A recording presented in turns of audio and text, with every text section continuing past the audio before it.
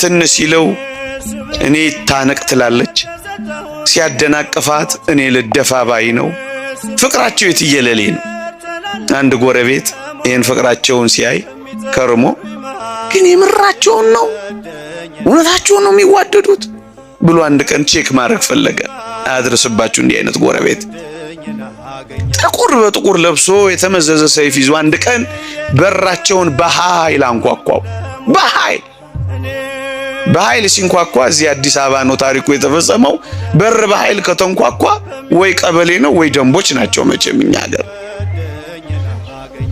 ሴትዮዋ በራ ወጣ ክፍት ስታደርግ ጥቁር በጥቁር የለበሰ የተመዘዘ ሰይፍ ያዘ ሰው ቆሟል። ደነገጠች። ማን አለችው? እኔ ሞት ነኝ። እና ምን ልታረግ እዚህ መጣ አለችው። አይሞቱማ እንዴት ይሞታሉ? የሚሞተው የታመመ ሰው አይደለ? በእኛ ቤት አልጋ ያዘ ሰው። እኛ እኮ ምስኪኖች ነን።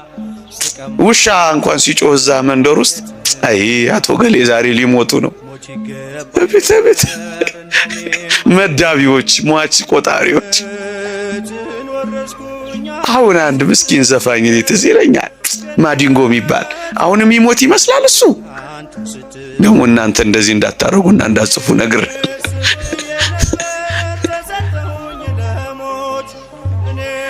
እሷም የተረዳችው እንደዚህ ነው። የሚሞቱት አንድ የታመሙ ሰው ነበሩ አቶ ገሌ የሚባሉ።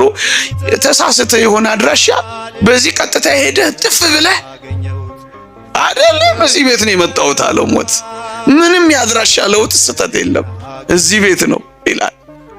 እና ምን ፈለግ ልወስድ። ሴቲቱ ወደ ኋላ ዞር ብላ አይታ ባሏ እንደሌለ ምን ያደርጋል እኛ ጋር ከሆነ አድራሻ የመጣው ባሌ ውስጥ አለልህ። እኔ ወጥ ውጪ አብኩቼ አስፍቼ ጋግሬ ልጆች ማኖረው እኔ ነኝ። ባሌ ውስጥ አለ ውሰደው አለች። ፍቅራቸውን ሊለካ መጣል አልኳችሁ። እንደሱ ነው ነገሩ። ባል ስትቆይበት ለካ መጥቶ ሰምቷቸው ኖሯል። እኔ አላመጣሁትን ታሰፊዋለሽ፣ እኔ አላመጣሁትን ተወጨውጪዋለሽ፣ እኔ አላመጣሁትን ትሰሪዋለሽ። ጸብ። ከዛ ሴትዮይቱ ፈሊጠኛ ነበረች አሉ። የድሮ ሴት ሳትሆን አትቀርም። እናንተን ማለት አይደለም፣ በሰላም መውጣት ፈልጋለሁ ከዚህ ግን ምን አለች አሉ መሰላችሁ? ለመሆኑ ሞት ወይ? አቤት ከዚህ ቤት ስንት ነፍስ ነው የምትፈልገው ትለዋለች። እኔ ከዚህ ቤት የምፈልገው አንድ ነፍስ ነው። አውቆ በደንብ ሲያስጨንቃቸው ምን ያደርጋል፣ ያሳዝናል። እኔ ጸንሻለሁ፣ 2 ነፍስ ነኝ፣ ባሌን ውሰደው ብላ ለማምለጥ ሞከረች አሉ። እንደዚህ ማምለጥ ይቻላል? አሁን እናንተ ሞት ቢመጣ እየሳቃችሁ ወይስ እያዘናችሁ ትሄዳላችሁ?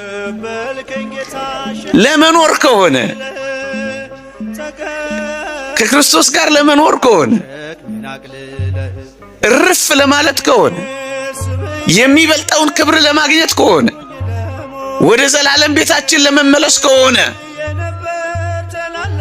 ልሂድ ማለት የክርስቲያን ወግ ነው። ካልሞት ሕያው አትሆንም። ይቆየን። ፀሐይ ላይ ብዙ አቆየዋችሁ። የእግዚአብሔር ቸርነት፣ የእመቤታችን አማላጅነት፣ የጻድቁ አባታችን የአቡነ ሀብተ ማርያም በረከት ረድኤት አይለየን። በሐዘን ጊዜ ብዙ አታምቡ፣ ብዙ አታልቅሱ፣ ተስፋ አትቁረጡ፣ አትመረሩ፣ ጥቁርና ከል አትልበሱ፣ ጸጉር አትንጩ፣ እንደ አሕዛብ አታልቅሱ። ይሄ ክርስቲያን ወግ አይደለም። በትንሣኤው ኃይል ለሚያምን ክርስቲያን በቅጡ የሚኖር ሕይወት የሚገለጠው እንዲህ ባሉ ብርቱ የሐዘን ጊዜያት ነው። እየዘመርን መሸኘት እንልመድ። እልል እያል እየዘመርን